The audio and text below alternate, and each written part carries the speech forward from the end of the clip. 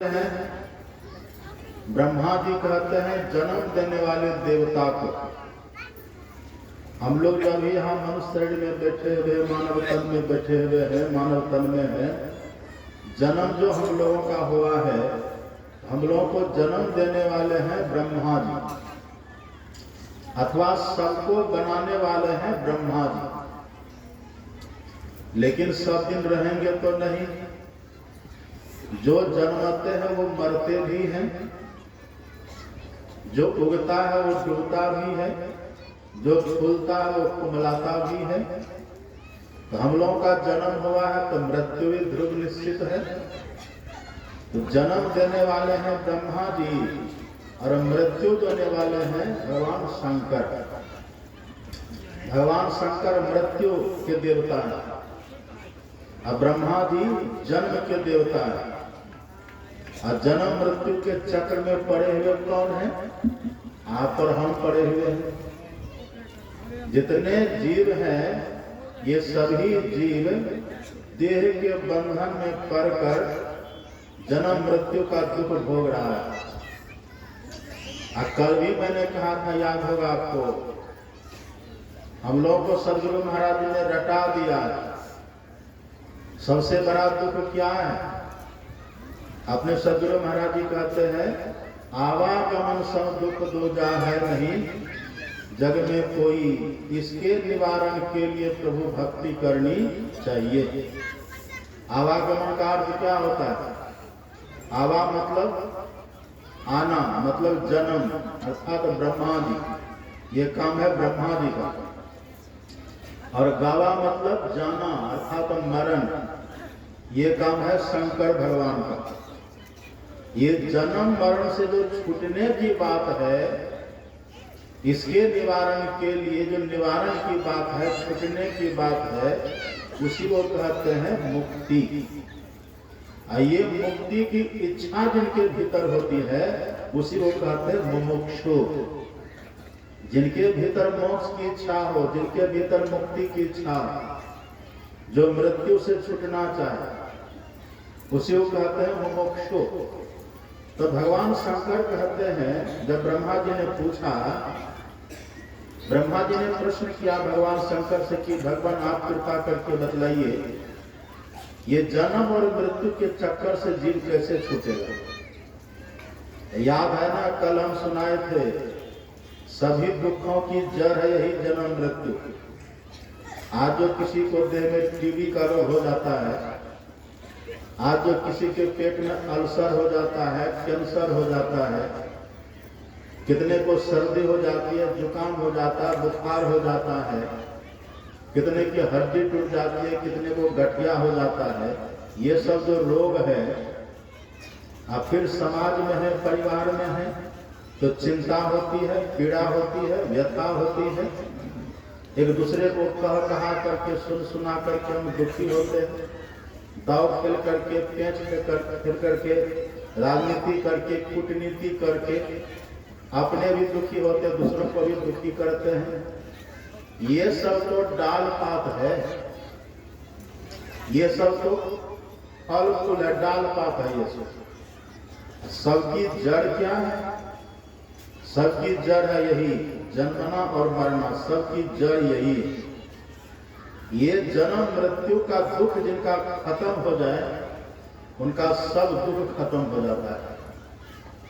फिर आपको लगेगा कि ये देखो ना दुखी है, हम लोगों को लगेगा कि दुखी है, लेकिन वो दुखी वास्तव में होते नहीं है। अपने सदगुरु महाराज जी है ना, अपने सदगुरु महाराज जी को एक फुंसी हो गई थी, यहाँ एकदम लाल लाल फुंसी, टहकने, टीस मारने वाली फुंसी। देखे ना कभी कभी जब फुंसी देह में होती है कैसे टहकती है, जब फुंसी पक जाए लाल लाल होकर कैसे टहकती है फुंसी। ऐसे सदगुरु महाराज जी के कपोल पर यहाँ एक फुंसी हो गई, और ऐसी फुंसी की पूरा ये एरिया लाल हो गया। अब देखने से भी ऐसा लगेगा कितना टहकता होगा, कितना टीस मारता होगा। अब गुरु महाराज के चेहरा में फुंसी है, लाल लाल हो गया है, अब कुछ भगीरथ बाबा ने गुरु महाराज जी से पूछा, कहा कि सरकार चेहरा पर फुंसी हो गई है, दर्द होता होगा। पहले तो सदगुरु महाराज सुने ही नहीं। अब हाँ हम होते तब हम खुद ही सुनाते फिरते सबको, देखिए हमको फुंसी हो गई है, हम खुद ही सबको सुनाते फिरते। आप भी सुनाते फिरते कि नहीं? अगर फुंसी ऐसी कोई हो जाए, ऐसा कोई जख्म हो जाए तो सुनाते फिरिएगा कि नहीं? अब गुरु महाराज जी से पूछ रहे हैं पूज्य बाबा कि सरकार हुजूर ये जो फुंसी आपको हो गई है बड़ा कष्ट होता होगा। सदगुरु महाराज जी सुने ही नहीं। जब एक बार कहे, दो बार कहे, गुरु महाराज सुने ही नहीं। इसका मतलब क्या बहरे हैं गुरु महाराज? बहरे नहीं थे। सदगुरु महाराज जी तो अनहद बेन बजावे, जिनके भीतर अनहद बाजा बज रहा है, जिनके भीतर वो ब्रह्म ध्वनि हो रही है, वो व्यक्ति की ध्वनि को क्या सुनेंगे? आम लोगों की बातों को क्या सुनेंगे? तो कई बार जब पूज्य बाबा बोले कि सरकार ये दर्द भी होता, फुंसी में पीड़ा भी होती है, तब भी जब नहीं सुने सदगुरु महाराज जी, अंतिम में बाबा सदगुरु महाराज जी की उंगली को पकड़ ली। उंगली पकड़ करके अब तब फुंसी को छुआते हैं। छुआ के तब कहते सरकार इसमें दर्द भी होता है। तो सदगुरु महाराज जी कहते हैं देह को फुंसी हुई है, जो मुझको फुंसी नहीं हुई। देखिए देह को फुंसी हुई है हमको, हम तब भी सुखी हैं, हम ठीक ठाक हैं, हमको कुछ नहीं हुआ है। यही है मोक्ष की अवस्था। देह में कुछ भी हो जाए, देह को आप काट दीजिए, उनकी देह को काट दीजिए, उनकी देह को जला दीजिए, उनकी देह को धरती में गाड़ दीजिए, उनकी देह को पानी में डुबा दीजिए, उनकी देह की चित्री चित्री उड़ा दीजिए, कोई फर्क नहीं पड़ता। इसको कहते हैं मुक्त पुरुष, उनको कहते हैं जन्म मृत्यु से छूटा हुआ। उनको गाली दीजिएगा तब दुख होगा, गाली दीजिए तब भी नहीं, स्तुति करिए तब भी न तो गाली से दुखी होते, न तो स्तुति से प्रसन्न होते हैं। वो सम अवस्था में रहते हैं। सातम सम वही में जग, देखो सम अवस्था में रहते, समता में रहते। चाहे माला पहना दीजिए कि भाला मार दीजिए, कोई फर्क नहीं पड़ता। फूल चढ़ा दीजिए कि सूल भोग दीजिए, कोई फर्क नहीं पड़ता। गाली दे दीजिए का स्तुति करिए, कोई फर्क नहीं पड़ता। यहाँ तो हम सब बैठ कर का स्तुति करते हैं रोज, इससे गुरु महाराज जी को लाभ है। उनको स्तुति करिए कि गाली दीजिए, कोई फर्क नहीं है। वो तो अब सबसे मुक्त हो चुके हैं। स्तुति करने से उनकी कृपा हमारे ऊपर होती है, हमारा कल्याण, हमारा भला होता है। यही है जिनके जन्म मृत्यु का चक्र समाप्त हो जाता है, अब उनको कोई कितना भी कुछ कर दे, कोई फर्क नहीं पड़ता। आशिक और मस्त फकीर भया जब क्या दिलगिरी पन मन में, कोई पूजत फूलन मालन से सब अंग सुगंध लगावत है, कोई लोक निरादर कार करे मगर धूल उड़ावत है तन के, और कोई फर्क नहीं पड़ता। लेकिन हम लोगों को देखिए, अभी हम लोग को देखिए, हम लोग क्या कहते हैं, ईंट का जवाब हम पत्थर से देते हैं। कहते हैं कि ईंट का जवाब पत्थर से देते हैं। हम कैसे हैं, हम लोग क्या से क्या सोचते हैं, एक गाली हमें कोई देता है उसको हम 10 गाली दे देते हैं। एक थप्पड़ हमें कोई मारता, 2 थप्पड़ हम उसको लगाते हैं। ईंट का जवाब पत्थर से हम देते हैं। क्यों देते हैं? क्योंकि अभी हमारे भीतर बंधन है, हम कहीं बंधे हुए, हमारे भीतर विकार है, हमारे भीतर ईर्ष्या द्वेष की भावना है। बहुत शांति से देखिए आप लोग, देखिए बूढ़ी को देखिए कैसे कर रही मोबाइल से, कोई काम धंधा है। श्री सदगुरु महाराज जी को लुकड़ा खड़ा है, शांति से बैठिए। यही है, अभी हम लोग जरा सा कुछ होता है उब जाते हैं, टेंशन में आ जाते हैं, तनाव में आ जाते हैं, हम भड़क जाते हैं, हम प्रतिशोध की भावना से भावित हो जाते हैं, काम हमको बदनाम कर देता है, क्रोध अवोध कर देता है, मोह हमको बेसोह कर देता है, लोभ क्षोभ पैदा कर देता है। क्यों? क्योंकि अभी हम जन्म मृत्यु के चक्कर में है, अभी बंधन में पड़े हुए हैं, इसीलिए ऐसा होता है। तो ब्रह्मा जी ने पूछा कि भगवान, जो इससे छूटना चाहते हैं, जो मुमुक्षु है, मुमुक्षु मतलब जो जन्म मृत्यु से छूटना चाहते हैं, जो सभी दुखों से छूटना चाहते हैं, जो जन्म मृत्यु से छूटना चाहते हैं, उसको करना क्या चाहिए?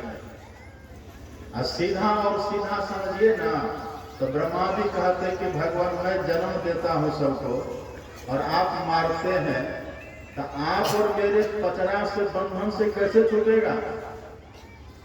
और दोनों में कष्ट होता है कि ना, जानते ना, जन्मने में भी कष्ट होता है और मरने में भी कष्ट होता है, दोनों में भयंकर कष्ट होता है। जन्मत मरत दुसह दुख होई, बहुत कष्ट होता है। पुनरपि जननम पुनरपि मरणम और पुनरपि जननी जठरे से न, बड़ा कष्ट होता है। पहले भले कह दीजिए कि हमको अब मरने से डर नहीं है, मरने से दुख नहीं है, लेकिन जब मृत्यु का क्षण आता है ना, हिल जाते हैं व्यक्ति। जब मृत्यु की घड़ी आती है ना, बड़े बड़े कांप जाते हैं। ये मृत्यु बहुत खतरनाक होती है, मृत्यु से सबको डर लगता है। अब कोई सोचे कि चतुराई करके हम मृत्यु से बच जाएंगे, संभव है? ये देखिए, भगवान शंकर मारने वाले हैं, भगवान शंकर काल पुरुष हैं, भगवान शंकर मृत्यु देवता है। तो मृत्यु देवता खुद ही बता रहे हैं कि यदि मेरे पचड़े से बचना हो, मेरी पकड़ से बचना हो, मेरे त्रास से बचना हो, मेरे द्वारा दुख देने से बचना हो, भगवान शंकर उपाय बताते हैं। अपने मन से कोई सोचे कि बचेंगे तो बच जाएगा? काल से बचना बड़ा कठिन है, काल बड़ा बलवान है। काल गति बलवान साधो, काल गति बलवान रे। अब बड़े बड़े पृथ्वी के जोधा प्रियव्रत सगर समान रे। प्रियव्रत का नाम सुने आप लोग? अपने देश में एक राजा हुए हैं प्रियव्रत जी महाराज, और उससे भी पहले का राजा हुए हैं सगर, राजा सगर। सगर का नाम सब सुने होंगे। सगर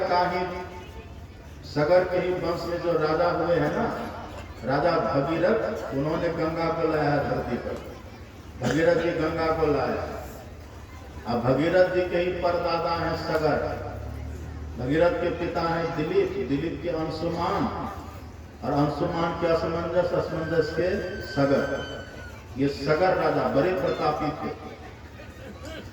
और सगर की जो माँ थी, उनकी माँ की बहुत सौतन थी। सौतन आप जानते हैं? सौतीन, एक ही पिता के, एक ही व्यक्ति की जब कई पत्नियां होती है तो आपस में सौतीन कहलाती है। तो सगर के जो पिताजी थे ना, उनका नाम था बाहुक। बाहुक नाम था, राजा बाहुक। राजा बाहुक की बहुत पत्नियां थी, बहुत। भागवत में लिखा हुआ कि 1 करोड़ पत्नियां, जो भी हो। उसमें सबसे बड़ी थी यही सगर की मां। सगर की मां, इसका नाम था कृतद्युति। तो राजा बाहुक ने देखा, इतनी मेरी पत्नियां हैं, लेकिन पुत्र एक भी नहीं है। संतान शून्य घर तो शमशान लगता है। और घर में सब कुछ हो, अच्छा घर हो, मकान हो, अच्छी सब व्यवस्था हो, खान पान, वस्त्र आवास सब कुछ हो, अब परिवार में भी सब हो, लेकिन छोटा छोटा बच्चा मत अच्छा लगता है? संतान के बिना घर अच्छा लगता है? संतान शून्य घर तो शमशान की तरह होता है। तो बाहुक को बड़ा कष्ट हुआ। तो बाहुक ने सोचा, ये घर में रह के क्या करेंगे, हम जाते जंगल, मर जाएंगे। चले गए जंगल, और जब जंगल जाने लगे तो जो कृतद्युति थी ना, उनकी पत्नी बड़ी वाली, उसने कहा स्वामी आपके साथ हम भी जाएंगे। दोनों गए जंगल। और जंगल में राजा बाहु कितने दुखी थे, कहा हम यहीं पर आत्महत्या करके मर जाएंगे। इतना इतना हमने विवाह किया और संतान एक भी नहीं, हम मर जाएंगे, आत्महत्या कर लेंगे। उनकी पत्नी ने कहा कि जब आप मर जाएंगे तो फिर मैं जी करके क्या करूंगी, मैं भी मर जाऊंगा। कहा तो चलो दोनों मिलकर के आत्महत्या करते हैं।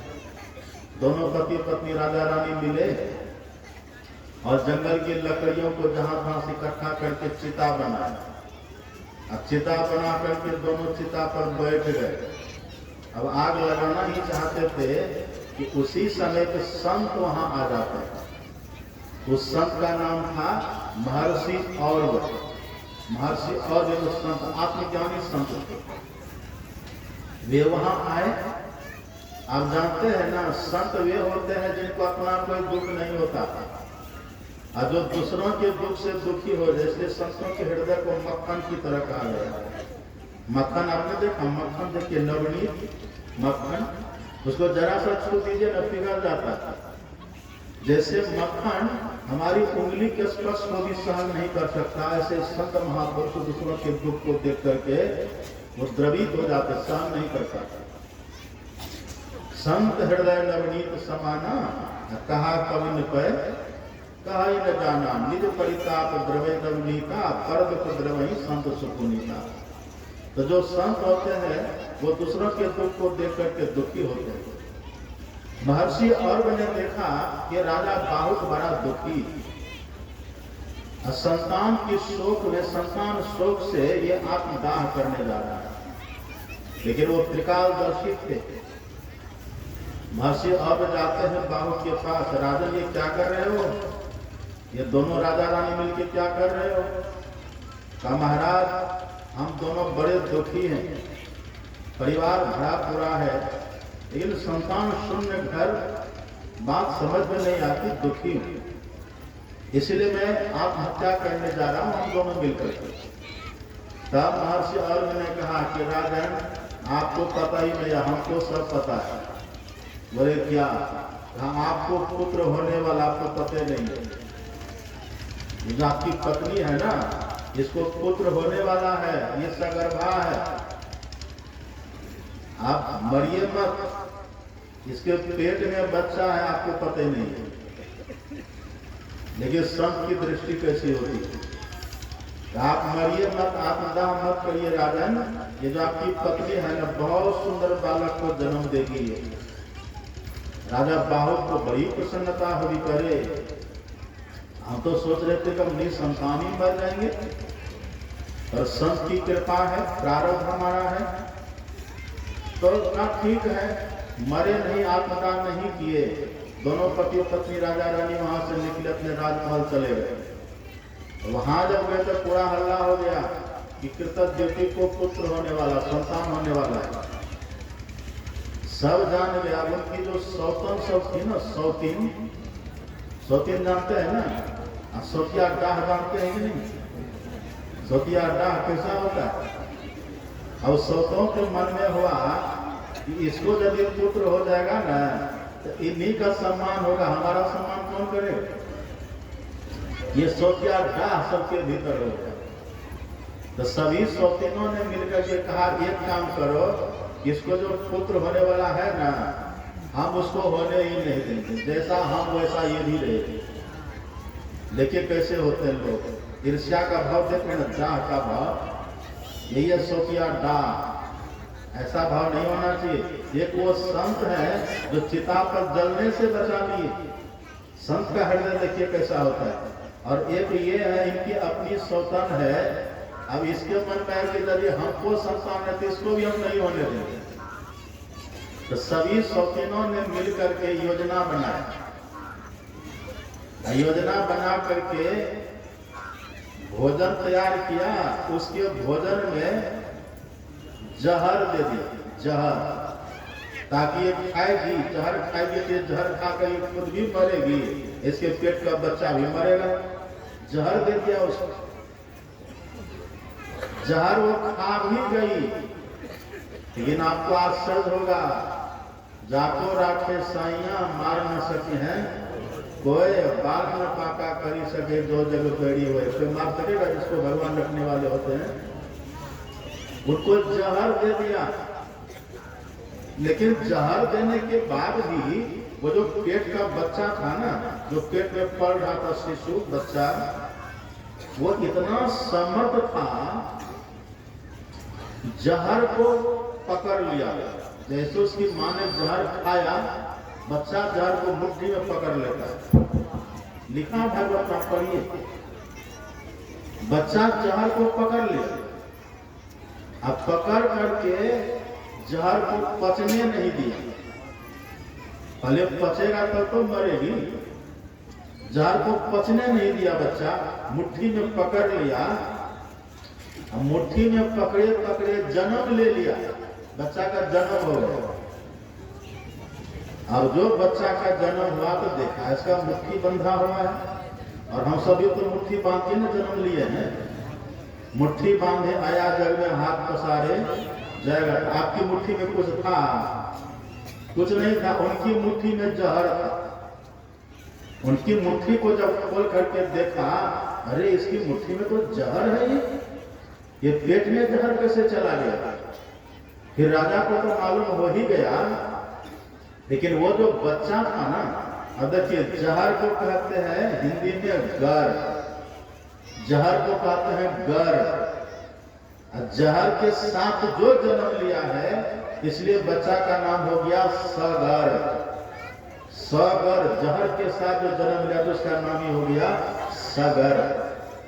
अब कहिए कितना समर्थ वो बच्चा था, जो मां के पेट में है, अपनी भी रक्षा कर लिया और मां की भी रक्षा कर लेता है। इतना समर्थ बच्चा वो सगर जन्म लेता है, और सातों द्वीप के मालिक हो गए, समर्थ सम्राट बन, राजा बन गए। लेकिन इतना सब कुछ होने के बाद भी आज सगर है? सगर है अभी? कहां चले गए सगर? भले मां के पेट में जहर को तो पकड़ लिए, वहां नहीं मरे, जन्म ले लिए, लेकिन आखिर वो मर गए कि नहीं? वही कहते ब्रह्मानंद स्वामी, ये काल गति काल इतना भयंकर है कि सगर जैसे राजा को भी फिर से मार दिया, जो मां के पेट में बस तो गया, लेकिन बाहर आकर के भले सम्राट बना, लेकिन फिर वो मर गया।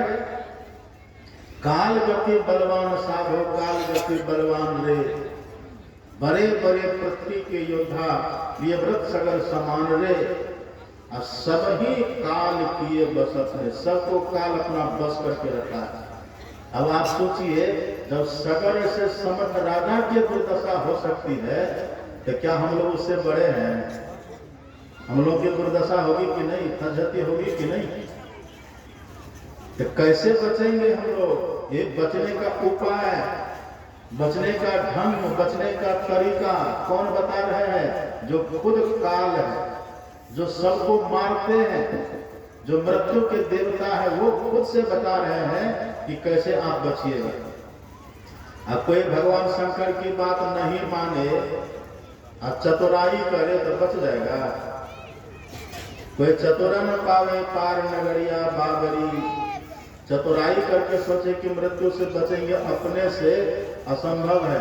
भगवान शंकर कहते, हे ब्रह्मा जी, आपने जो प्रश्न किया है ना, जो मुमुक्षु है वो जन्म मृत्यु के चक्र से कैसे छूटे, तो जिस तरह से मैं कहता हूं ऐसा यदि कोई करे, वो छूट जाएंगे, छूट जाते हैं। अपने सदगुरु महाराज जी को देख रहे, चित्र देख रहे हैं ना, अपने सदगुरु महाराज जी प्रवचन में कहते थे कि मुझे परम संत बाबा देवी साहब ने, मेरे गुरु ने 100 वर्ष जीने का आशीर्वाद दिया। कितना दिन? 100 वर्ष जीने का आशीर्वाद दिया। कई बार सदगुरु महाराज जी प्रवचन में बात बोला, कई बार। लेकिन एक बार क्या हुआ, मानो सदगुरु महाराज मर ही गए, उनकी ऐसी स्थिति हो गई देह की कि डॉक्टर ने कह दिया कि गुरु महाराज जी अब नहीं रहे शरीर, इनका देहांत तो हो गया, मृत्यु हो गई। अब पूज्यपाद महर्षि संत परम जी महाराज इनके साथ में रहते थे, सेवक थे, पट शिष्य थे।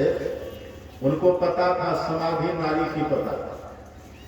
उन्होंने भी कहा कि हाँ लगता है कि अब सदगुरु महाराज जी नहीं रहे, मृत्यु हो गई।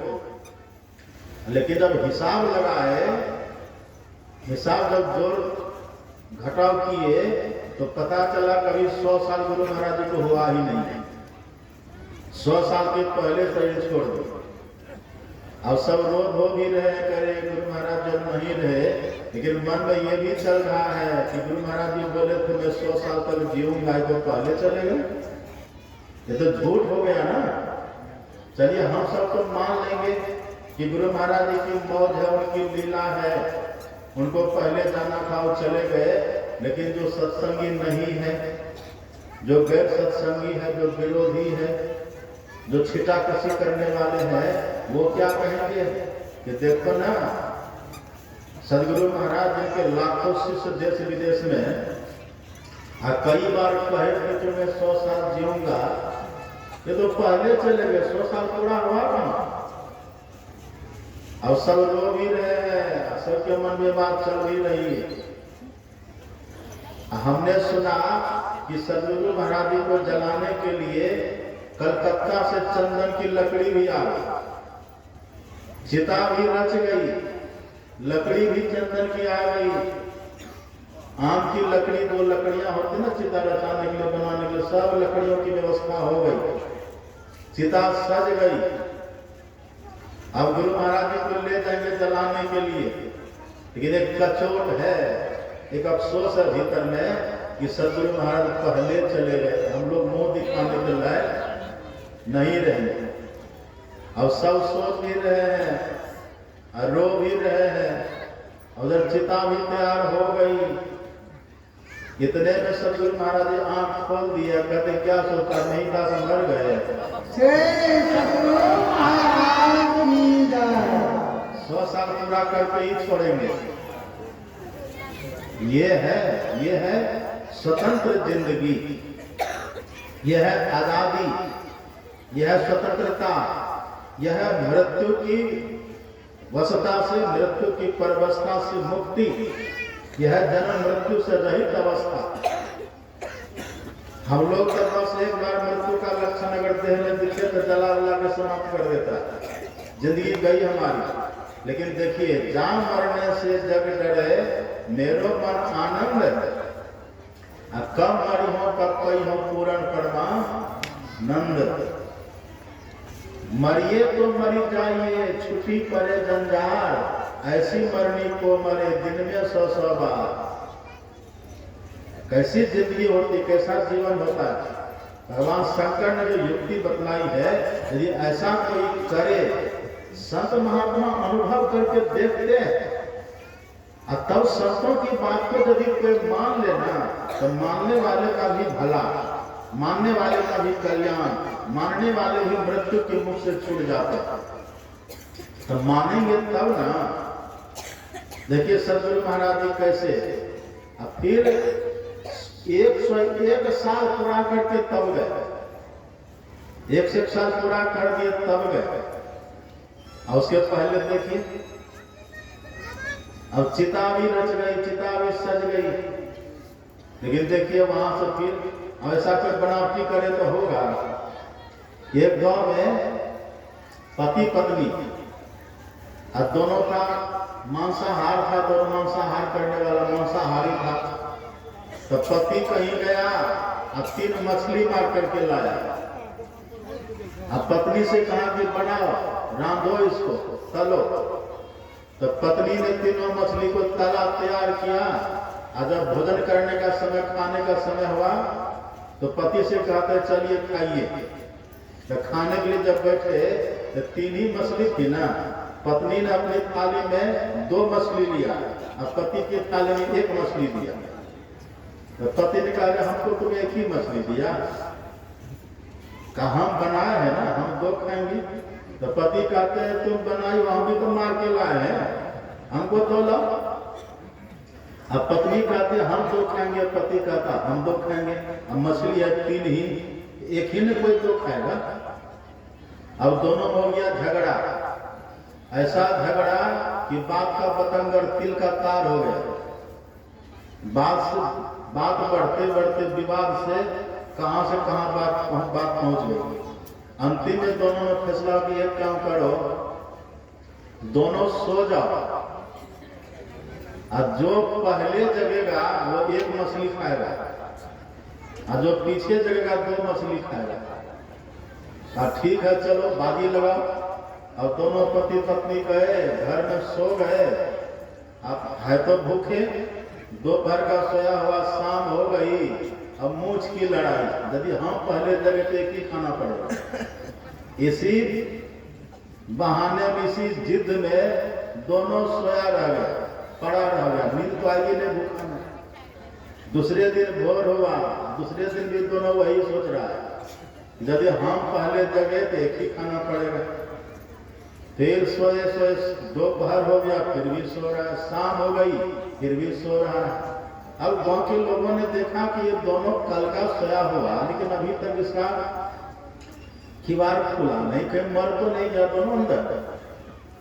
जाकर के देखा, किवाड़ ढकाया, तो दोनों जानबूझ करके और मरने का नाटक कर गए, सोने का नाटक कर गए। अब अड़ोसी पड़ोसी ने देखा, लगता है कि दाल में काला है। मुखिया जी को बुला कर लाया, जो देखिए ना मुखिया जी, ये परसों का सोया हुआ दोनों, और अभी तक दोनों घरे में बंद लगता है, कहीं कोई मरो तो कहीं तो घटना तो विघटना तो नहीं हो गया। मुखिया जी ने कहा कि तब क्या किया जाए? कहा जब मर ही गया अंदर में तो फिर केवाड़ बंद करके क्या फायदा? कहा तोड़ दो केवाड़ को। और दोनों न तो मरा था न तो सोया था, बस जिद था कि हम खाएंगे 3 मछली। ये जिद था, 2 मछली हम खाएंगे, है तो 3 ही, एक ही ने कोई तो खाएगा। अब किवाड़ तोड़ करके जब गए दोनों के पास, तो दोनों जानबूझ करके देख लो ऐसा कटवा दिया, खड़ा कर लिया कि मर गया। देखो मुर्दा कैसे कटवा जाता, ऐसे थे वो खड़ा कर दिया तो मर गया। अब मर गया तो करें क्या? ले चलो तो उसको शमशान में जलाओ। अब दोनों को उठाया, अर्थी पर रख लिया, तो भी दोनों सो रहा है। देखिए लोभ कैसा होता है। ये जो विकार सब है ना, ये जब तक ये बंधन है सब रहेगा। अब दोनों को अर्थी पर बैठा दिया, लेटा दिया, और लेटा करके मार्किन होता है ना, मार्किन से ढक दिया। अब मूंज की रस्सी से बांध दिया, दोनों सो रहा है। उठा लिया कंधा पर, एक कहता उधर से राम नाम सत्य है, पीछे से सब कहता सबका यही गत है, दोनों सो रहा है। ढोते ढोते चला गया शमशान, वहां भी कह रहा राम नाम सत्य है, सबका यही गत है। अर्थी पर से दोनों को उतारे, चिता पर सुला दी, चिता पर रख दिया, तब भी दोनों सो रहा है। ऊपर से आम की लकड़ी भी दे दिया, तब भी दोनों सो रहा है। अब निकाला माचिस, तिल्ली निकाला आग लगाने के लिए। जब तिल्ली जलाने लगा, तब पति का दे पगली उठो, तुम ही 2 खाना, हम एक ही खाएंगे, जलना के खत्म हो जाएगा। ये लोग देखते हो कहां से कहां पहुंचा देता, क्या कर देता है। ये लोग कैसा क्षोभ पैदा कर देता है। लेकिन जो विकारों को जीत लेते हैं मृत्यु के पहले, वो मृत्यु पर ही विजय प्राप्त कर लेते हैं, वो मृत्यु को ही जीत लेते हैं। वो जब तक चाहे संसार में रहते हैं, जब चाहे संसार से कर जाएंगे। देह में भले कोई रोग हो जाए, कुछ भी हो जाए, कोई फर्क उनको नहीं पड़ता। नैनम शिक्षण की शास्त्राणी नैनम दहती फारुका न चैनम कलेदंत्याको न शोषती मारुता। इस आत्मा को न तो तलवार काट सकती है, न तो इसको पानी भिगा सकता है, न अग्नि इसको जला सकती है, न इसको हवा सुखा सकती है। वो तत्व आप और हम आत्मा है। अब सोचिए, लेकिन ऐसा जो आप और हम है, ये देह के बंधन में पड़ करके कैदी हो गए, हम बंदी की तरह हो गए। अपने सदगुरु महाराज जी कहते हैं पनावली में, लोग भजन गाते हैं, अपने सदगुरु महाराज जी कहते हैं काया दुर्ग दुखद बंदी खाना, जले अग्निया में दुख। ये शरीर क्या है? बंदी खाना, जेल की तरह। ऐसे में तरह तरह का दुख होता रहता है। संस्कृति संताप से कांप रहे, तब घोर भ्रमत जीव हाँप रहे, तिन्हें ढांढस दे समुदाय कहे, गुरु नाम समर्थ संतों। ये देखिए, शरीर हमारा कैद खाना की तरह, जेल की तरह, इसी में बंद। कभी क्या होता है, कभी क्या होता है, कितने तरह का रोग, शोक, आदि व्याधि क्या क्या होते रहता है। अब फिर जन्म मृत्यु का अपार दुख झेलना पड़ता है। तो ब्रह्मा जी ने पूछा,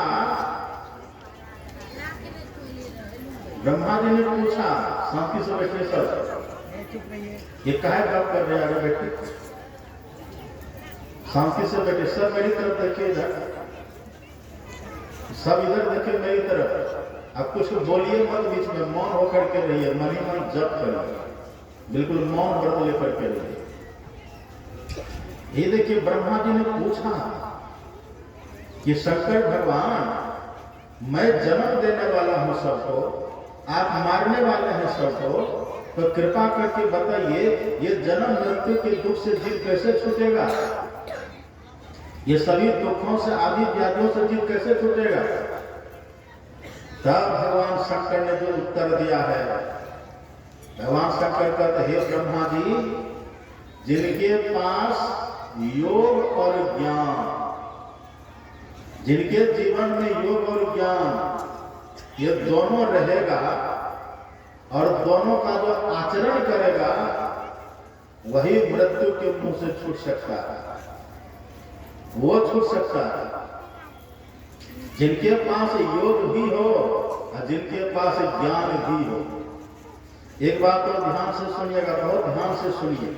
देखिए, हम लोग जो बंधन में है ना, हम लोग को किसी ने बांधा नहीं है, ये बात तो जान ही लीजिए। हम लोग अपने से बंध गए। कैसे बंधे हैं? इस देह में कोई हम लोग को बांध करके नहीं रखा है, हम लोग अपने से बंध गए। कैसे बंध गए हैं? आप पढ़िए रामचरितमानस को, उसमें गोस्वामी तुलसीदास जी कहते हैं, ईश्वर अंश जीव अविनाशी, चेतन अमल सहज सुख राशि, सो माया बस भेव गुसाई, बंधेव कीर मरकट की नाई। सो माया बस भेव गुसाई, बंधेव कीर मरकट की नाई। बंधेव मतलब क्या? अपने से हम बंध गए। हमको से देह में कोई बांध करके नहीं रखा, हम अपने से बंधे। अपने से कैसे बंधे हैं? जैसे बंदर बंध जाता है, जैसे बंदर बस हो जाता है, जैसे बंदर मदारी की पकड़ में आ जाता है ना, ऐसे आप और हम इस देह में, बंधन में, मृत्यु की पकड़ में अपने से हो गए। अब कभी देखे बंदर कैसे पकड़ता है मदारी? कभी देखे हैं कोई बंदर को मदारी पकड़ता कैसे? आप देखिएगा, हम सब देखे हैं वहां हरिद्वार जंगलों में बहुत बंदरों का झुंड। आप देखिएगा, जो मदारी होते हैं ना बंदर पकड़ने वाले, वो अपने पास एक सुराही रखता है। सुराही एक मिट्टी का घड़ा टाइप का होता है, घड़ा नुमा, उसका मुंह बहुत पतला। सुराही जो गर्मियों में पानी पीते ना, आप रख के सुराही, उसको क्या बोलते हैं इधर? सुराही बोलते हैं।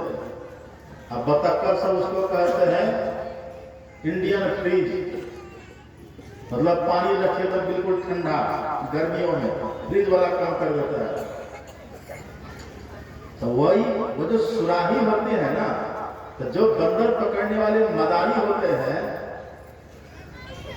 वो जाते हैं जहां बंदरों का झुंड होता है, वहां सुराही ले लेंगे। अब वहां जाकर के सुराही को धरती में आकंठ, मतलब मुंह तक उसको धरती में दबा देते, गला देते, और थोड़ा सा मुंह पर में खुला हुआ छोड़ देते। ऊपर से मुंह खुला हुआ रहता, बिल्कुल नीचे सब दबा देता है। अब मिठाई लेकर के जाता है मदारी, पहले तो बाहर में जहां तक छिड़क देता है, एक बड़ी सी मिठाई लेकर के उस सुराही के भीतर डाल देता है। अब बंदर को तो मिठाई की खुशबू लगती है, वो खुशबू सुन करके सुनते सुनते बंदर वहां आता है, झुंड बंदरों का वहां आता है। तो पहले तो बाहर की सब मिठाई को चुन चुन करके बंदर खाता है, और वो खाने के बाद फिर भी खुशबू आती है, और सुराही के भीतर झांक करके बंदर देखता है। अब जैसे भीतर झांका तो देखता है एक मिठाई तो वहां भी रखी हुई। अब बंदर क्या करता है, अपना हाथ उस सुराही में डालता है मिठाई को लेने के लिए। इधर से तो सीधा हाथ डाला, और जैसे मिठाई को बंदर पकड़ता तो मुट्ठी बन गई। और सांकड़ा, सुराही का मुंह है सांकड़ा, इधर से तो सीधा हाथ का तो हाथ चला गया। अब जैसे मिठाई को पकड़ करके मुट्ठी बंदर बांधता है, अब जो हाथ को खींचता है हाथ उसका फंस जाता है।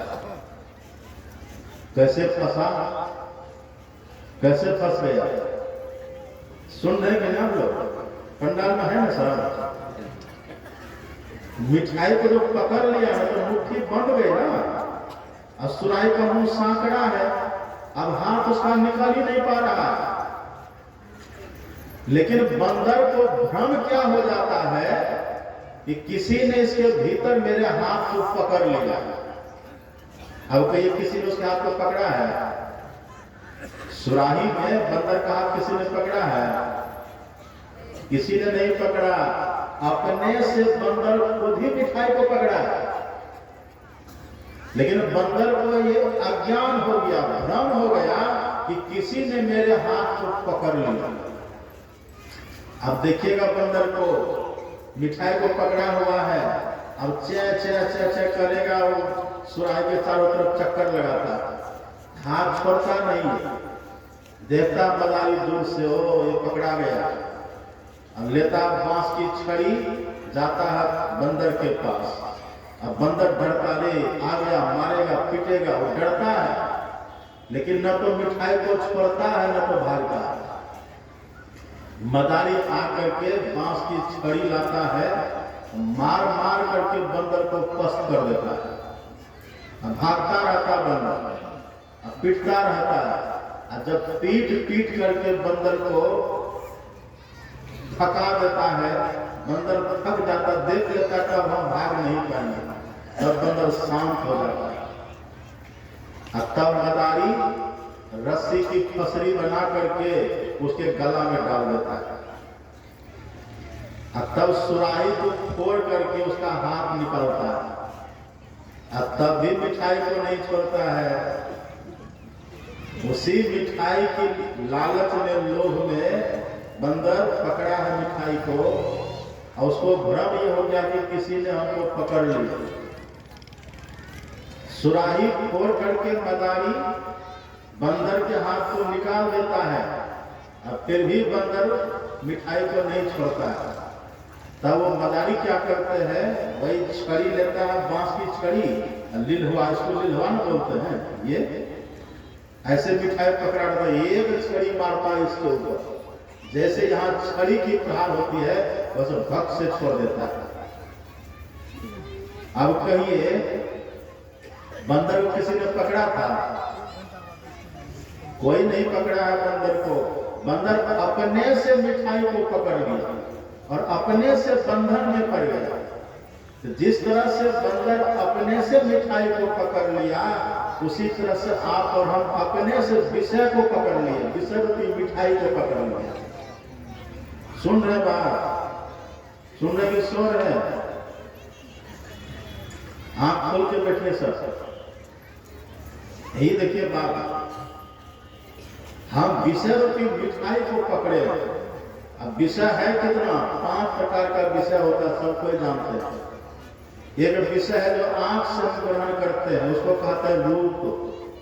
एक विषय है जिसको हम कान से ग्रहण करते हैं, उसको कहते हैं शब्द। एक विषय है जिसको नाक से ग्रहण करते हैं, उसको कहते हैं गंध। एक विषय है जिसको जीभ से ग्रहण करते हैं, उसको कहते हैं रस, और एक विषय है जिसको चमड़ा से स्पर्श ग्रहण करते हैं, उसको कहते हैं स्पर्श। ये रूप, रस, गंध, शब्द, स्पर्श, ये 5 विषय। इसी 5 विषयों के पीछे रात दिन आप और हम लोग पड़े हुए हैं ना, यही है उस मिठाई की तरह। यही मिठाई को जो हम पकड़े हुए हैं, इसीलिए हम मृत्यु के वश हो गए, मृत्यु के अधीन हो गए, हम माया में फंस गए। अब आप विचार कर लिए होंगे ये बंधन कैसे हमको लगा। ये जो बंधन हमको लगा कैसे लगा, बंदर की तरह। अब बंदर को बंधन कैसे लगा था, किसी ने पकड़ा नहीं था बंदर को, बंदर अपने से पकड़ लिया। तो जब अपने से बंदर पकड़ लिया, तो अपने से बंदर क्यों पकड़ा, कारण क्या था? कारण ये था कि बंदर को ज्ञान नहीं है। यदि ये ज्ञान बंदर को हो जाता ना कि हमको कोई पकड़ा ने, हम खुद मिठाई को पकड़ लिए हैं, उसी समय बंदर मुक्त हो जाता। तभी बंदर मदारी की पकड़ से छूट करके भाग जाता। लेकिन ये ज्ञान जो बंदर पर नहीं हुआ है, इसलिए वो बंदर उस मदारी के वश हो गया। ठीक इसी तरह से गोस्वामी तुलसीदास जी कहते हैं, आप और हम जो जीवात्मा है ना, ये आप और हम जीवात्मा अज्ञान के वशीभूत होकर के विषयों को जो पकड़े हुए हैं ना, इसीलिए बंधन है। ये ज्ञान जिसको हो जाए, ये बोध जिसको हो जाए कि विषय हमको नहीं पकड़ा है, हमने विषय को पकड़ा है, उसी क्षण हम मुक्त हो जाएंगे, उसी क्षण हम जन्म मृत्यु के चक्र से छूट जाएंगे। लेकिन ये ज्ञान कब होगा? अभी जब आप सत्संग सुन रहे हैं ना, आपको लगता है कि अरे ये तो हम जान ही गए, लेकिन ये वाला ज्ञान से नहीं होगा। ये वाला ज्ञान से हम मृत्यु की पकड़ से नहीं छूटेंगे, ये वाला ज्ञान संस्कार की पकड़ से, माया की पकड़ से नहीं छूटेंगे। तब कौन वाला ज्ञान से छूटेंगे? भगवान शंकर कहते हैं, जो ज्ञान योग करने से, ध्यान करने से जो ज्ञान होगा, उस ज्ञान के होने से हम मृत्यु के मुंह से छूटेंगे। आप पढ़िएगा रामचरितमानस को, यही बात राम भगवान ने लक्ष्मण जी से कहा। लक्ष्मण जी ने पूछा था राम से कि प्रभु हमको मुक्ति कैसे मिलेगी, जन्म मृत्यु से छुट्टी कैसे मिलेगी, हम माया की परवस्था से छूटेंगे कैसे, माया की अवस्था से छूटेंगे कैसे? तब राम ने उत्तर दिया था, भगवान ने उत्तर दिया था, आप पढ़ेंगे। किसका बच्चा है? अरे बच्चा को बताइए, हटाइए, ध्यान से सुनिएगा। वक्ता गए का, श्रोता गए का, तब नहीं होगा। सुनिए ध्यान से। श्री सद्गुरु महाराज की जय। अब देखिए, ये बोध यदि हो जाए, लेकिन ये बोध कैसे होगा? हे राम भगवान ने उत्तर दिया। राम भगवान ने कहा, लक्ष्मण सुनो, धर्म ते विरति, धर्म ते विरति, अयोग ते ज्ञाना, ज्ञान मोक्ष प्रद। देखिए एकदम साफ लिखा होगा, ज्ञान मोक्ष प्रद वेद बताना। हे लक्ष्मण, वेद में वर्णन है, वेद में लिखा हुआ है कि ज्ञान से मोक्ष मिलेगा। क्यों? क्योंकि बंधन हुआ है अज्ञान से। यदि बंदर को अज्ञान नहीं होता कि हमें किसी ने पकड़ा ने, हम खुद मिठाई को पकड़ लिए, तो बंदर बंधन में पड़ता ही नहीं। ऐसे ही हम और आप खुद विषय को पकड़ लिए, हमको किसी ने पकड़ा ने, माया ने हमको नहीं पकड़ा, हम माया को पकड़ लिए। एक बार नारद जी गए थे वैकुंठ, नारद जी गए वैकुंठ, तो विष्णु भगवान ने कहा, कहो नारद ठीक ठाक हो ना? हाँ भगवान ठीक ही है, लेकिन आपकी माया बहुत परेशान करती है। ये माया से आप छुड़ाइए, कृपा करके छुड़ा दीजिए हमको। तो भगवान तो कौतुकी, विष्णु भगवान मजकिया विनोद कौतुकी। तो भगवान विष्णु गए, एक कदम का पेड़ था, वही कदम के पेड़ को जोर से पकड़ लिया। नारद जैसे कहता है, नारद देखो छुड़ा, मुझे पेड़ ने पकड़ लिया, मुझे पेड़ ने पकड़ लिया, छुड़ाओ छुड़ाओ। नारद जी कहता आप भी मजाक करते हैं भगवान, एक कदम के पेड़ को आपने पकड़ा है और आपको तो पकड़ लिया, छुड़ाओ छोड़ो, छोड़ दीजिए, छूट जाइएगा। भगवान विष्णु ने कहा कि नारद, इसी तरह से तुमने माया को पकड़ा है, माया ने तुमको नहीं पकड़ा, तुमने पकड़ा है, छोड़ दो, छूट जाओ। लेकिन छोड़ना इतना आसान है, ये ज्ञान जब हो जाता है, ये ज्ञान कब होगा? वही राम भगवान कहते हैं, धर्म ते विरति योग ते ज्ञाना। योग मतलब क्या? ध्यान। यदि कोई ध्यान करे, ध्यान करने से जो भीतर में ज्ञान होता है, उस ज्ञान से मुक्ति होती है। होगा तो ज्ञान से ही, लेकिन जो ज्ञान ध्यान करने से होता है, उस ज्ञान से होती है मुक्ति। आप पढ़िए गीता को, भगवान श्री कृष्ण ने कितना सुंदर कहा है। भगवान कहते हैं, न ही ज्ञानेन सदृशं पवित्र मिह विद्यते तत् स्वयं योग संसिद्धि काले नापाने विन्दति। हे अर्जुन, जिसे ज्ञान से शुद्धि होती है, जिसे ज्ञान से सिद्धि मिलती है, जिसे ज्ञान से मोक्ष मिलता है, हे अर्जुन, वह ज्ञान योग करने से मिलता है, वह ज्ञान ध्यान करने से मिलता है। जब ध्यान करेंगे, ध्यान योग जब हम करेंगे ना, तब भीतर में अपने आप को ज्ञान हो जाएगा। उसी ज्ञान के होने से हम मृत्यु के मुंह से छूट जाएंगे। वही शंकर भगवान कहते हैं, योग हीनम कथम ज्ञानम मोक्षदम भवति हो। आप योग करते नहीं है, ध्यान करते नहीं है, अब बहुत ज्ञान आपको पढ़ने लिखने से हो गया तो इससे मुक्ति मिलेगी? कभी नहीं मिलेगी, इससे मोक्ष नहीं मिलेगा। पढ़े 6 7 18 कुरान पढ़े, वेद उपवेद आदि अंग को जाना है, गीता रामायण श्रुति स्मृति पढ़े, सांख्य योग न्याय आदि दर्शन भी जाना है, बनाना छल सरसा चौपाई को, और जाना है राग धूप पर भैरवी का गाना।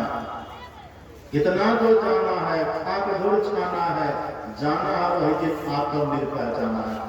अपनी जब पहचान होगी, अपना आत्मज्ञान जब होगा, उसी आत्मज्ञान से मृत्यु से छुट्टी, मृत्यु से मुक्ति होती है। यही है योग का ज्ञान, ज्ञान का ज्ञान। तो शंकर भगवान कहते हैं, ब्रह्मा जी, यदि मुमुक्षु है, कोई मोक्ष की इच्छा है, मृत्यु से दुखों से छूटना चाहता है ना, वो जान करके, समझ करके, युक्ति जान करके योग करे, योग करे, तब वो छूट जाएंगे। अब सुनिएगा ध्यान से, वहीं पर माता पार्वती भी बैठी हुई थी। माता पार्वती बैठी थी वहीं पर। पार्वती माता भगवान शंकर से पूछती है कि भगवान कृपा करके बतलाइए, जो योग करने से मुक्ति देने वाला ज्ञान होगा, वह योग है क्या? उस योग की परिभाषा दीजिए। आप पढ़ेंगे, माता पार्वती का मानो एक प्रश्न है, हे भगवान, आप जो कहते हैं कि योग करो, योग से ज्ञान होगा, अज्ञान से मोक्ष होगा, ज्ञानान मोक्ष मोहापनोति, ज्ञान से मोक्ष होगा, तो भगवान कैसा योग करे जो योग करने से वो मोक्षप्रद ज्ञान होगा, ये बतलाइए। पार्वती माता ने प्रश्न किया है। तब भगवान शंकर ने उत्तर दिया, आप पढ़ेंगे। शंकर भगवान ने कहा कि सुनो देवी, श्लोकार धंतुम प्रोक्षामी यदुक्तम तत्वदर्शी भी। हे देवी, जो बड़े बड़े तत्वदर्शियों ने कहा है ना, किस योग से ज्ञान मोक्षप्रद ज्ञान होता है, उस योग को मैं तुमको आधे श्लोक में सुना देता हूं। जो बड़े बड़े तत्वदर्शियों ने कहा है, जो वेदों में लिखा है, पुराणों में लिखा है, जो बड़े बड़े संत भगवंत कहते हैं, हे देवी उसी योग की बात को मैं आधा श्लोक में तुमको सुनाता हूं। सुनाइए। तब शंकर भगवान ने कहा कि देवी सर्व चिंता परित्यागो, सर्व चिंता परित्यागो निश्चिंतो योग उच्यते। सर्व चिंता परित्यागो निश्चितम योग उच्यते। ये भगवान शंकर के मुंह से निकला हुआ है। सुन रहे हैं बात? कौन बोल रही है बात? भगवान शंकर बोल रहे हैं। भगवान शंकर कहते हैं, हे देवी सभी चिंताओं को छोड़ करके एकदम निश्चिंत हो जाना ही योग है, जिससे ऐसा ज्ञान मिलता है जो मोक्ष देने वाला होता है। अब ये क्या बात हुई? सभी चिंता को छोड़ दे और निश्चिंत हो जाए। अच्छा, निश्चिंत का मतलब क्या होता है? निश्चिंत का अर्थ क्या होता है? निश्चिंत का अर्थ होता है निश्चिंत मतलब चिंतन समाप्त हो जाए, किसी तरह का चिंतन मन में नहीं रहे, किसी तरह का चिंतन चित्त में नहीं रहे, उसी को कहते हैं निश्चिंत। बिना चिंतन का रह जाना, बिना चिंतन का हो जाना। अब कहिए, आपका मन कभी निश्चिंत होकर के रहता है? रहता कभी? अभी तो लोग अपने यहाँ कुर्सी पर बैठे रहते हैं, पलंग पर बैठे रहते हैं। लोग पूछते हैं कैसे हैं, कहते निश्चिंत है। आप निश्चिंत हैं? निश्चिंत है आप? निश्चिंत का मतलब क्या? कोई चिंतन ना हो मन में, चित्त में कोई चिंतन ना हो। कहिए मन स्थिर होकर रहता है? कभी मन स्थिर होकर के नहीं रहता। मन के भीतर से चिंतन को समाप्त कर देना, इसी का नाम है योग। भगवान शंकर कहते ही है योग। ये कैसे होगा? ये कला यदि कोई सीख लेना, और कला सीख करके सफल हो जाए, तो शंकर भगवान कहते जन्म मृत्यु के चक्र से छूट जाएगा। स्वकार्धम तो प्रोक्षामि युक्तम तत्वदर्शिभिः सर्वचिंता परित्यागो निश्चिंतो योग उच्यते। हे देवी, पार्वती से कहा, हे देवी जिससे मोक्ष मिलता है वह योग क्या है? निश्चिंत हो जाना। निश्चिंत मतलब चिंता रहित हो जाना। अभी देखते हैं यहाँ, अभी तन से काम करते करते जब व्यक्ति थकते हैं ना, तो बैठ जाते हैं। हाथ से पैर से चलते काम करते जब थक जाते हैं व्यक्ति, तब बैठ जाते हैं। अब बैठ गए, तन थका, बैठ गए। अब वाणी से काम करते, कहते हैं ये कर लो, वो कर लो, नौकर को पढ़ाते, अपने पुत्र पुत्री को पढ़ाते, थोड़ा ये कर लो, थोड़ा वो कर लो। अपना जो करते करते थक गया, तन को बैठा दी, अब वाणी से काम कर रहे हैं। गिरवानी भी थकती है कि नहीं? बोलने में भी एनर्जी लॉस होता है, बोलने में भी हरासमेंट होता है। लोग बोलते बोलते भी थक जाते हैं, और जब बोलते बोलते थक जाते हैं ना, तो वाणी भी मौन हो जाती है, लेकिन भीतर ही भीतर मन काम करता रहता है। वाणी से बोलते नहीं है, लेकिन मन में होता कि ये काम करना है, वो काम करना है, यहाँ जाना है, वहां जाना है, इनसे मिलना है, उनसे मिलना, ये चलता रहता है कि नहीं मन में? तन देखिए, तन काम करते करते थक गया तो तन को बैठा दिए। वाणी से बोलते बोलते आप थक गए तो वाणी से मौन हो गए। लेकिन आज तक कोई मन थका है? आज तक मन थकता कि नहीं था? मन नहीं थकता। मन नहीं पकड़ा गया, बहादुर जवान है, करत है खुरखुन बड़ा शैतान है। ऐसा यार हरि बसत इस हालत में, अरे हारे पलटू उड़ता लाखा कोस हजार पंख बिनो पलक। ये मन कहाँ कहाँ उड़ता रहता है। अब मन ही तो बंधन का कारण है। मन एवं मनुष्यानां कारणं बंधमोक्षयो चेता कलवस्य बंधाय मुक्ते चात्मनो मतम। ये चित्त और मन ही तो बंधन का कारण है। ये मन कभी स्थिर होकर के रहता है? नहीं रहता है। एक जगह भगवान बुद्ध ऐसे सत्संग कर रहे थे, बड़ी भीड़ थी।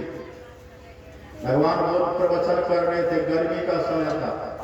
एक छोटा सा बच्चा पीछे हाथ में पंखा लेकर के हवा कर रहा है और सोच भी रहा है कि देखिए भगवान बुद्ध का सत्संग कितना दिव्य, कितनी भीड़, कितने लोग आके बैठ के सुन रहे हैं। अभी तो मैं अकेला हूं ना, अकेले सत्संग में आता हूं। अभी तो मैं छोटा हूं, बच्चा हूं, अकेला हूं, अकेले आता हूं। जब मैं बड़ा हो जाऊंगा ना, मेरा विवाह होगा, मेरी पत्नी घर आएगी, तो पत्नी को भी सत्संग में लाऊंगा। मने मन सोच रहा है, पंखा झेल रहा है। अब सोचते सोचते बच्चा सोच लिया कि यदि ऐसे पत्नी सत्संग में नहीं आएगी तो उसको मारूंगा। एक पंखा भगवान बुद्ध को ही मारा।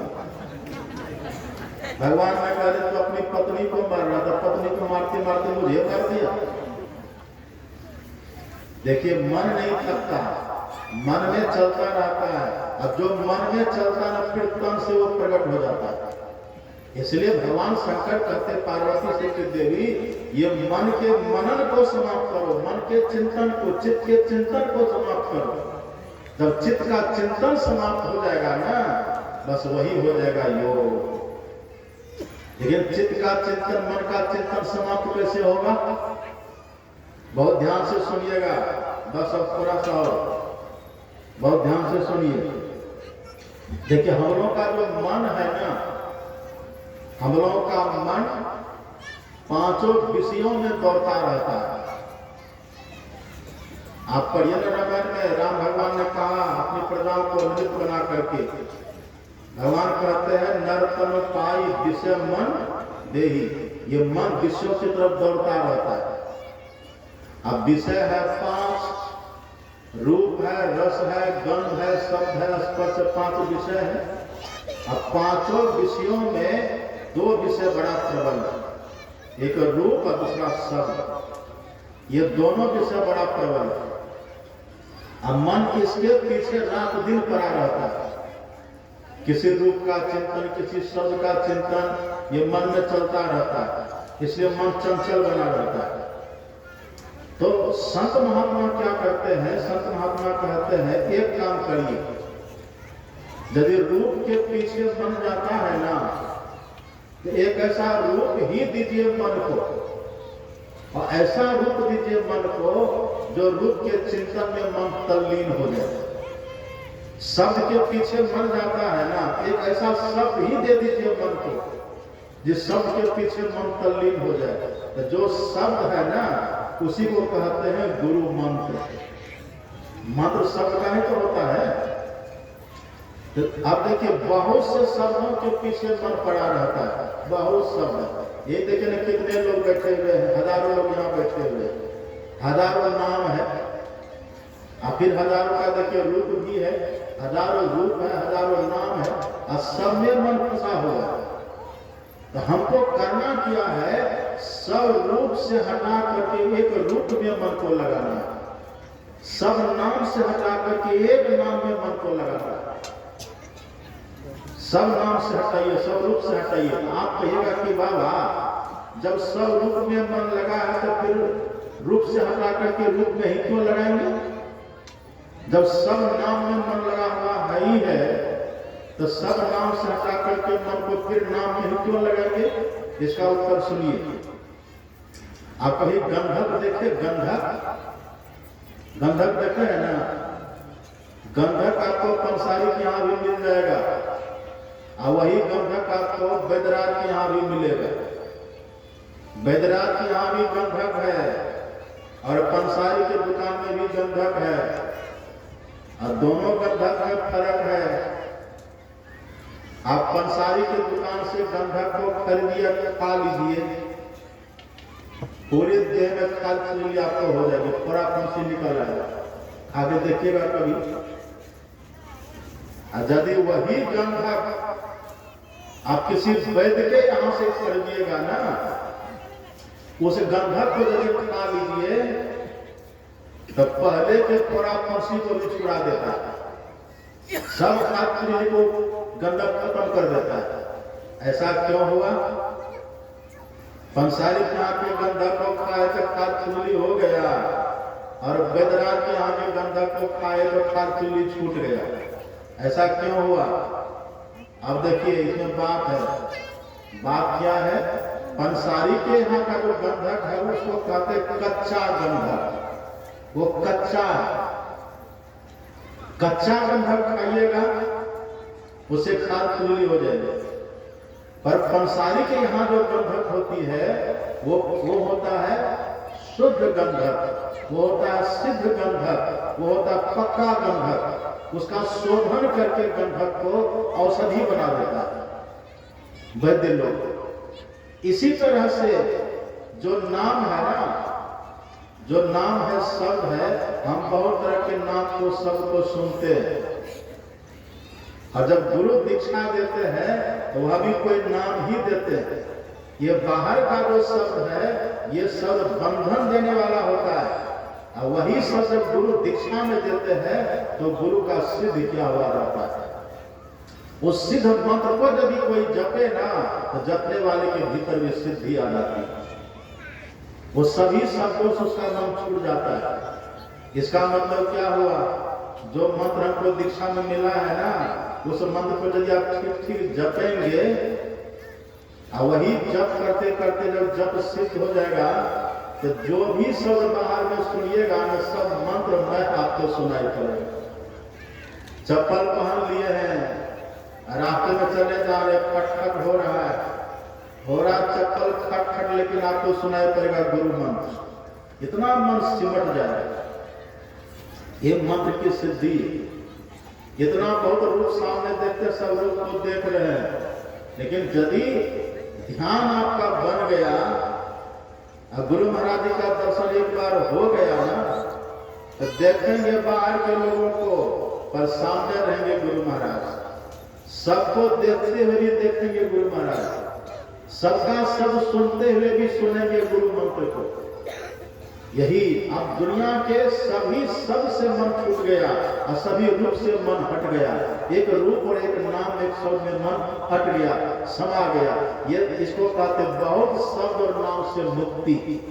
इसमें बड़ी शक्ति है। यदि किसी का मन एक मंत्र में लग जाए ना, बड़ी शक्ति है। क्या शक्ति है? वो अपना तो कल्याण करेंगे ही, यदि वो चाह लेना तो दूसरों के रोग को भी मिटा सकते हैं, दूसरों की दरिद्री को भी समाप्त कर सकते हैं। वो चाह ले तो दूसरों के असफलता को सफलता में बदल सकते हैं। इतना सामर्थ्य आ जाएगा, पर ये करने की मनाही होती है। गुरु का ये सब मत करना, ये रिद्धि सिद्धि के पीछे पड़ना नहीं। अब देखिए, अब सभी नाम से मन हट करके एक नाम पर आ गया, सभी रूप से हट करके मन एक रूप पर आ गया। इसको भी जो छोड़ दे तब होगा निश्चिंतो योग उच्चते। ये दोनों को भी कैसे छोड़िएगा? ये दोनों को कैसे छोड़ेंगे? जो मंत्र जप करते करते, इष्ट का मान से ध्यान करते करते अपने भीतर में इष्ट का दर्शन कर ले, इष्ट के दर्शन के बाद आप में वो क्षमता आ जाएगी कि आपको बिंदु का दर्शन होगा। अभ्यास करेंगे, दृष्टियों की साधना करेंगे तो बिंदु का दर्शन होगा। इसी को बोलते हैं अग्नि की ज्योतियों का योग। वेद भगवान कहते हैं अग्नि की ज्योतियों का योग यही। इसी को राम भगवान कहते हैं गुप्त मत। सब सुन रहे मेरी बात? सुन रहे कि नहीं? केवल किस्सा कहना अच्छा लगता है।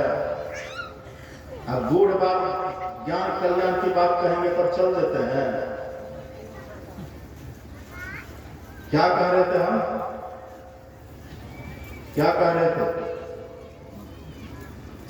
ये दोनों को भी छोड़ना है, तब हो जाएंगे हम निश्चिंत। ये दोनों कैसे छूटेगा? ये दोनों भी सुन लेते ना पाठ में, सद्गुरु नानक की वाणी। एक दृष्टि करी संसरी जाने जोगी कहिए सोई। इष्ट का दर्शन यदि भीतर में हो जाए, उसके बाद जब आप दृष्टि योग की साधना करेंगे ना, तो भीतर में बिंदु का दर्शन हो जाएगा। अब बिंदु का दूसरा नाम क्या है? बिंदु का दूसरा नाम है शून्य। और शून्य का अर्थ क्या होता है?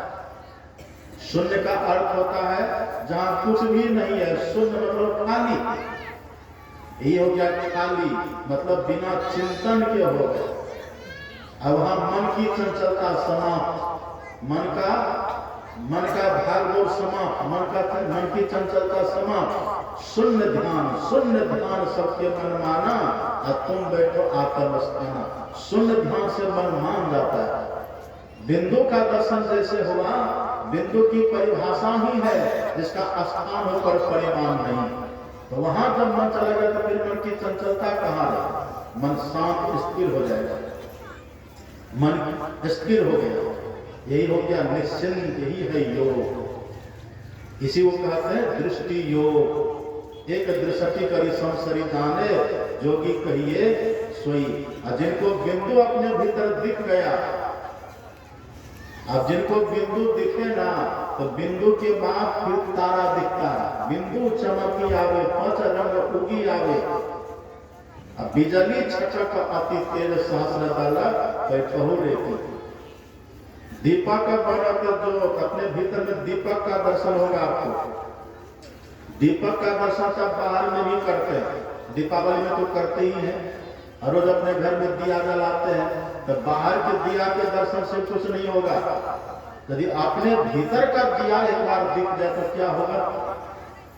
पढ़िए संत कबीर साहब की वाणी। कबीर साहब कहते हैं, घट घट दीपक बरय, लखै नहीं अंध है, लखत लखत लखी पड़े, कटे जम फंद है। जम का फंदा कर जाता है। अपने भीतर के दीपक को कोई देखे जम का फंदा कर जाता है।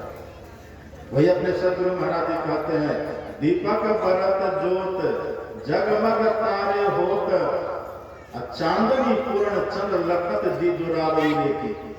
सुरत त्रिकुटी चढ़े सूर्य ब्रह्म देखी अरे, अब बड़ा ही अजब ब्रह्म लोग तजिए दसवां द्वारियों लेके। ये सुंदर सुंदर दृश्य देखिएगा। लेकिन संत महात्मा कहते हैं, देखने के चक्कर में ज्यादा मत रहिए। जैसे बिंदु दिखे, बस बिंदु के ही नाद को पकड़ लीजिए। बिंदु में तह नाद का मेला, उलटी के खेल यह खेला। वहीं पर नाद को पकड़ लीजिए, और नाद खींच करके आपको अपने केंद्र में पहुंचा देगा। सूक्ष्म नाद को पकड़िए, कारण में पहुंचा देगा। वहां का शब्द फिर महाकरण में पहुंचा देगा। महाकरण का शब्द फिर कैवल्य में पहुंचा देगा। और कैवल्य का केंद्र साक्षात परमात्मा, परमात्मा पर पहुंचा देगा। और जैसे परमात्मा का दर्शन हुआ, तब पढ़िए अपने सदगुरु महाराज जी की वाणी में। हम लोग के सदगुरु महाराज जी क्या कहते हैं? सदगुरु महाराज जी कहते हैं, निज घर में निज प्रभु को पावे, अति हुलसावे ना, मैं ही असगुरु संत उक्ति, यम त्रास मिटावे ना। यम का त्रास, यम का भय अब सदा के लिए समाप्त, सदा के लिए समाप्त हो गया। यही है योग। तो निश्चिंत हो जाना मतलब मन को शांत कर देना। कैसे होगा? बिंदु ध्यान से। नाद ध्यान से मन मर जाता है। जब से अनहद घोर सुनी, इंद्री थकित गलित मन हुआ, आशा सकल हुई। सब आशा समाप्त हो जाती, मन मर जाता है। और आत्मा, जैसे मन मरा तो बुद्धि भी मर जाएगी। बुद्धि मरी तो अहंकार समाप्त, अहंकार के समाप्त होते चित्त भी खत्म। जैसे सब खत्म हो गया, आत्मा अकेले रह जाती है। अकेले आत्मा को आत्मज्ञान होता है। और आत्मज्ञान होते ही फिर परमात्मा ज्ञान, परमात्मा बोध हो जाता है। जीव स्वतंत्र हो जाता है। फिर जन्म मृत्यु का चक्कर समाप्त हो जाता है। यही ज्ञान भगवान शंकर ने दिया। ये ज्ञान यदि किसी के पास हो जाए, वो मुक्त हो जाता है। अब आप कहीं तो केवल सुनने की बात है, सुनने की बात है। कह रहे हो, एक फूल आप लीजिए हाथ में, आप फूल को फेंक दीजिए। फूल को फेंकने के बाद भी खुशबू हाथ में रहती है कि फूल की? हाथ में फूल लिए, फेंक लिए, फिर भी खुशबू रह जाती है। ऐसे ही जो बात हम आपको सुना दिए है ना, भले सब याद आपको नहीं रहेगा, पर संस्कार ये रखेगा, संस्कार रहेगा। आप देखिए ना, छोटे छोटे बच्चे को आप देखिएगा, जब किसी बच्चे के मुंह में रोग हो जाता है तो दूध पीना नहीं चाहता है, तो माँ क्या करती, जबरदस्ती भला उसको दूध पिलाती, भले बच्चा को स्वाद नहीं लगे, पर दूध पीने के बाद उसके भीतर वो ऊर्जा पैदा कर देता है। ऐसे ही भले सब बात समझ में नहीं आवे, पर यदि श्रद्धा से सुनिएगा ना, तो भीतर जाकर के संत का ज्ञान कल्याण वाला काम कर ही देता है। ये संतों का अमर ज्ञान है। अपनी बात सुनाएंगे तो कोई लोग यहाँ रहेंगे, इतनी शांति जो विराज रहे, क्यों? संतों के ज्ञान में दम होता है। यही ज्ञान भगवान शंकर ने दिया, लेकिन ये ज्ञान एक जन्म की बात नहीं, करते करते सफलता मिलते मिलते दिन ऐसा आता है, हम पूर्ण हो जाते हैं। अभ्यास करते करते करत करत अभ्यास के जन्मति हो सुजान, रसरी आवत जात के सिर पर परत निशान। झूठ मूठ खेले सचमुच होए, सचमुच खेले बिरला कोय, जो कोई खेले मन चित लाए, होते होते होइए गए, हो जाता है। अब इसको सुनिए, समझिए, करिए तो लाभ है। अब देखिए, कहने की बात बहुत है, 10 में बस हो जाना चाहिए। अब अंतिम दिन है आज, और अंतिम समय का सत्संग भी बचा हुआ है। आज थोड़ा और पहले शुरू हो और सवेरे समाप्त भी होता कि लोगों को दूर दूर जाने में अच्छा रहेगा, और हम लोग को भी आगे निकलना है, तो सब समय से आइए। अब 2 बजे स्तुति विनती आज शुरू हो जाए, समय से सब आप सब बैठ करके सुनिए। ये जो भी आप प्रवचन सुने ना, ये तो आप भूल जाएंगे, लेकिन सबके यहाँ जो मोबाइल हो, अपने अपने मोबाइल में इसको फिर से आप सुन सकते, भेज दिया जाएगा, अपने चला जाता है। अपने अपने मोबाइल में सब संतमत दर्शन YouTube चैनल को सब्सक्राइब कर लीजिए। याद रखिएगा, संतमत दर्शन आप लोग करते नहीं, सब्सक्राइब करना चाहिए, मोबाइल का लाभ लीजिए और फिर से इसको सुनिए, 2 बार सुनिए, 3 बार सुनिए। अपनी बात हम आपको नहीं सुना है कुछ भी, सब संतों का ज्ञान है। इसको दोबारा 3 बार सुनिए, और कल फिर जहाँ सत्संग होगा ना, वहाँ का भी आपको मिल जाएगा घर बैठे। तो सब अपने अपने मोबाइल में संतमत दर्शन एक चैनल है, उसको सब्सक्राइब कर लीजिए, सुनिए। कुछ पुस्तकें भी आई हैं, वो भी लीजिएगा। और एक जो सूचना मैंने आपको दी थी पहले, तीर्थराज प्रयाग में इस बार अपना अखिल भारतीय होने वाला है, 8, 9, 10 फरवरी 2025 अगला साल। उसमें सब आइए, सत्संग का भाग लीजिए और थोड़ा थोड़ा सहयोग भी करिए। यहाँ रसीद आई हुई है, और कल बहुत लोगों ने रसीद कटाया भी है, तो कम से कम 100 रुपये जो देंगे उनके नाम पर रसीद कटेगा। अब ज्यादा भी दे सकते हैं, गुरु महाराज का यज्ञ है। अब दिल खोल करके सहयोग करिए, 500 भी दे सकते हैं, 1000, 2000 भी दे सकते हैं। आप जितना देंगे, दान करने से धन घटता नहीं है। तुलसी पंछिन के पिए घटे न सरिता नीर, और दान किए धन ना घटे जो सहाय रघुवीर। हम अपने नाम से थोड़े मांग रहे हैं, मर जाओ मांगो नहीं अपने तन के काज, और परमारथ के कारण मोही ना लाज। तो सब सहयोग करके वहां के वार्ते में अपना अपना धन सहयोग करिए, भेजिए, पुण्य के भागी बनिए। और यदि कोई सूचना हमारे वहां संचालक महोदय देंगे, आप सुन लीजिए, और अंतिम सत्संग में सब भाग लीजिए। श्री सद्गुरु महाराज की, श्री सद्गुरु महाराज की जय। मैं सूचना देना चाहता हूँ, बात सूचना सुनने